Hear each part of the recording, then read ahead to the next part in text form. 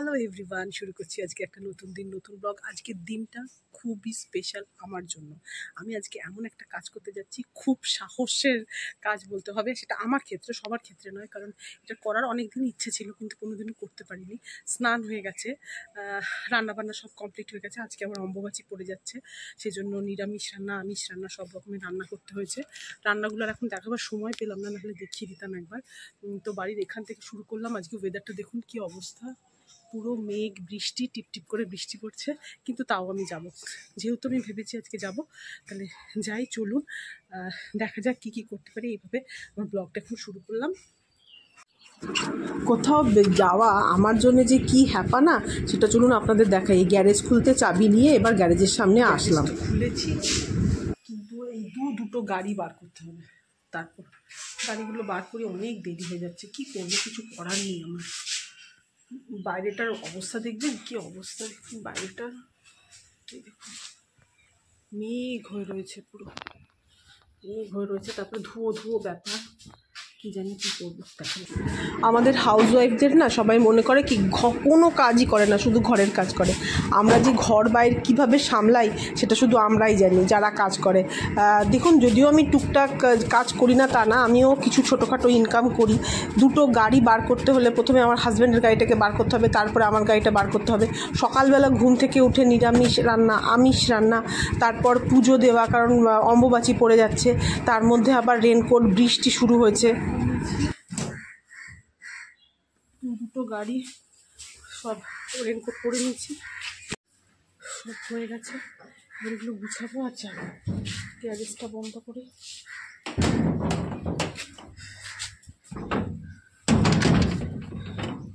বেরোবো বললেই তো আর বেরোনো যায় না, এত ঝামেলা করে বেরোনো। চলো এবার ব্যাগ নিই, রেনকোট পরা হয়ে গেছে। আমি চলে এসেছি, দেখবেন আমি কোথায় এসেছি আপনাদেরকে দেখাই। দাঁড়ান, আমাদের এখানে কোথায় নেই জিনিসটা, কোথায়। এবার বলি আমি কোথায় এসেছি। এই দেখুন, ব্লাড ডোনেশন ক্যাম্প। এখানে আমি আজকে জীবনে প্রথম কাউকে রক্ত দেব।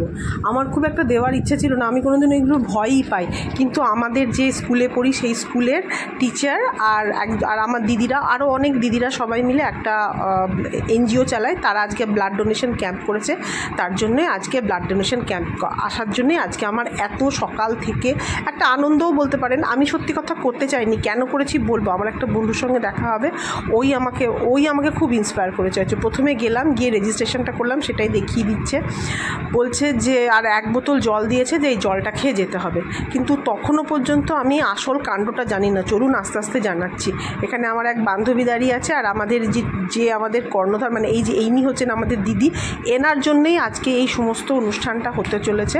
তো আমি তো চলে গেছি গিয়ে খেয়ে, এখানে দুজন ডাক্তার বসে আছে, তারা আমাকে সমস্ত জিজ্ঞেস করার পর জানতে পেরেছে যে আমি 1 ঘন্টা মানে আগে ভাত খেয়ে বেরিয়েছি। আমি তো কোনোদিনও দিতে যাইনি। আমার শাশুড়িমা বললো কোথাও যাচ্ছ, ভাতটা খেয়ে যাও। ব্যাস, ভাত খেতে যাওয়ার না যেতেই এখন আমাকে বসিয়ে রেখে দিল, একটা কাগজ দিয়েছে, দিয়ে বললো এখন 1টার সময়, মানে 11টার সময় যেহেতু ভাত খেয়েছি, 1টার সময় আমার মানে দেওয়া হবে। সেই জন্য এখন আমাকে ওটাই আমি বলছি আপনাদেরকে, দিয়ে এখানে বসে রয়েছি। আর এই যে বান্ধবীটার কথা বললাম, এর কথা বলছিলাম, শর্মিষ্ঠা, ওর সঙ্গে আমার দেখা হয়েছিল। ও বললো দেখ বিজয়া, জীবনে তো অনেক কিছুই করিস তুই, কিন্তু জানিস তুই থ্যালাসেমিয়া ছেলে মেয়েদেরকে দেখিস, তাহলে তুই বুঝতে পারবি যে কত কষ্ট ওদের একটু রক্ত দেওয়ার জন্য। আমার বি পজিটিভ ব্লাড গ্রুপ। তো আগে কি বলছে শুনুন।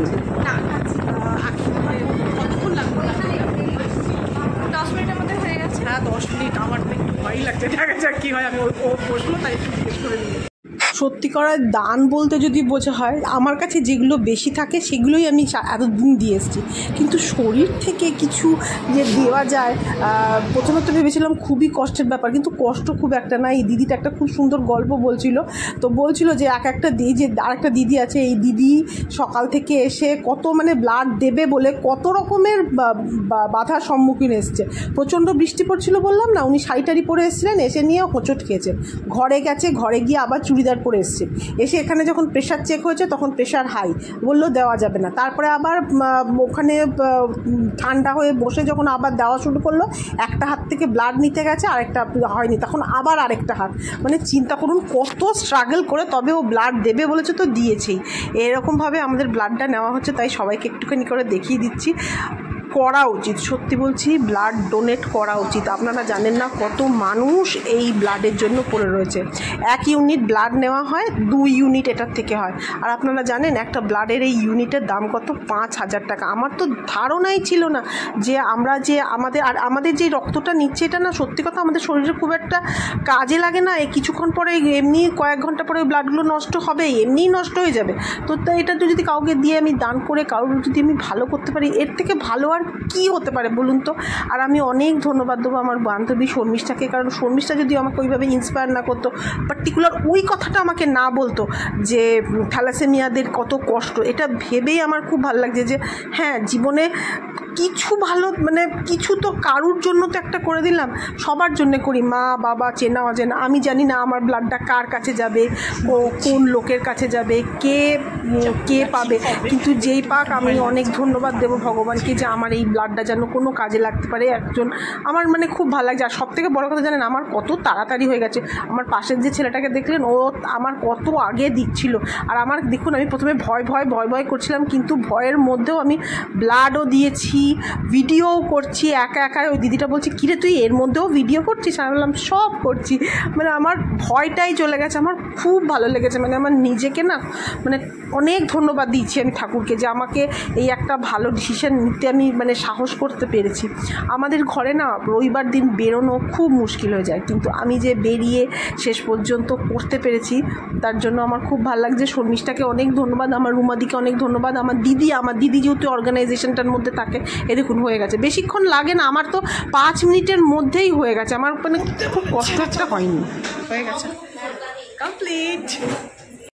হয়ে যাওয়ার সাথে সাথে ওরা কফি আর বিস্কুট দিয়েছিল, আর এই যে এই টিফিনটা দিয়েছে, আর বললো এই চকলেটটা খেতে। যদিও এইটা আমার কাছে একটা খুব কষ্ট মনে হলো, কারণ আমার এই চকলেটটা আমি কিছুতেই খাবো না, আর এই দিদি আমাকে জোর করে খাওয়াবে, বললো খেতেই হবে, চকলেট না খেলে তোকে আমি এখান থেকে উঠতেই দেবো না। আর কফিটাও দিয়েছে, কফিটাও মিষ্টি, কিন্তু কিচ্ছু করার নেই, খেতে হচ্ছে আমাকে। ওটাই আমি বলছি যে এই চকলেট আমি কিছুতেই খেতে ইচ্ছে করছে না। আমি বললাম যে আমি এটা একটুখানি খাই, নিয়ে যাই, আর বসিয়ে রেখে দিল, অনেকক্ষণ বসিয়ে রেখে দিল। তারপরে হলো আসল ব্যাপার, আমাদেরকে সম্বর্ধনা দেওয়া হলো। দেখুন আমাকে কি সুন্দর সম্বর্ধনা দিয়েছে, আমার কি ভালো লেগেছে। এই যে ওখানে দিয়েছে আমাদের একটা উত্তরীয়, আর দিয়েছে একটা গাছ, আর 2টো সার্টিফিকেট, আর একটা ওই ছোটো মেমেন্টো টাইপের। ভালো লেগেছে। মানে দিদিরা না একটা জিনিস খুব ভালো করেছে, মানুষের বুঝিয়েছে যে কিভাবে করেছে। একটা দিদি ভিডিও করছিল, খুব একটা ভালো করে করতে পারিনি, তবে যেমনই করেছে ভালো হয়েছে। দিনটা আমার খুব সুন্দর গেছে। জীবনে কিছু করার দরকার হয় তো কিছু করতে হয়, জানেন তো। মানে আমরা যখন ভগবান আমাদেরকে মানুষ যখন তৈরি করে দিয়েছে, তখন কিছু না কিছু করবার জন্য দিয়েছে। তো দিয়েছে, আমার ভালো লাগছে যে আমি এটা করতে পেরেছি। আর আমাদের সত্যি কথা আগ্রহের সম্বন্ধে একটু বলি।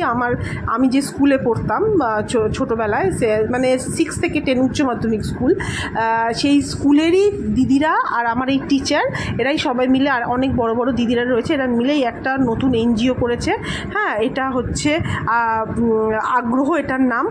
এখানে এই দুটো বন্ধুই আমার সাথে একসাথে পড়েছে, ওরা অ্যাক্টিভভাবে মেম্বার।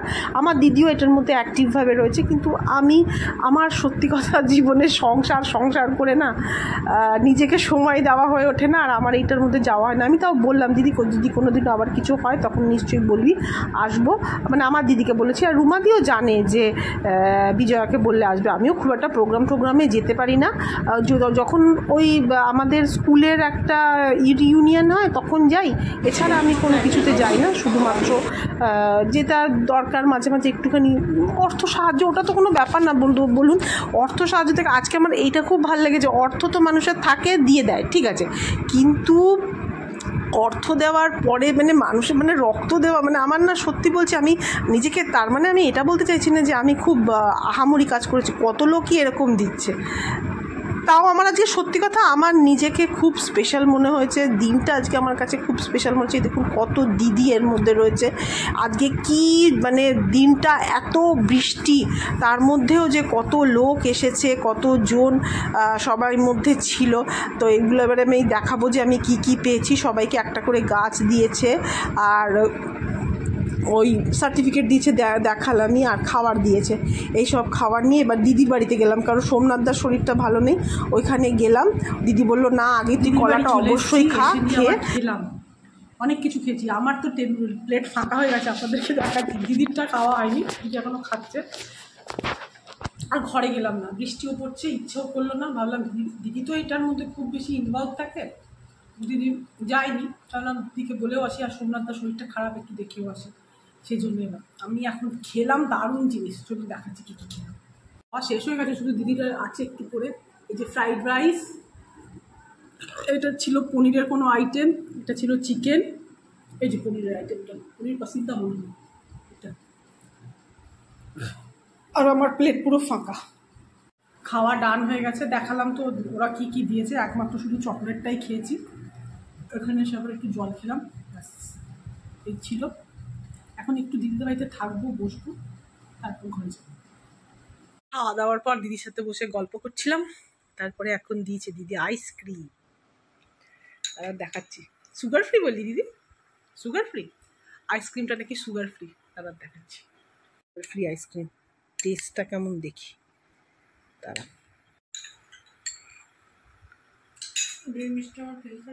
ভালো খেতে, কিন্তু ভালো খেতে, কিন্তু খারাপ নয়। মানে জেনারেল যেরকম আইসক্রিমগুলো হয় না, সেরকম নয়। স্বাদটা মিষ্টি আছে, কিন্তু একটু হালকা হালকা কিছু একটা, বুঝতে পারছি না।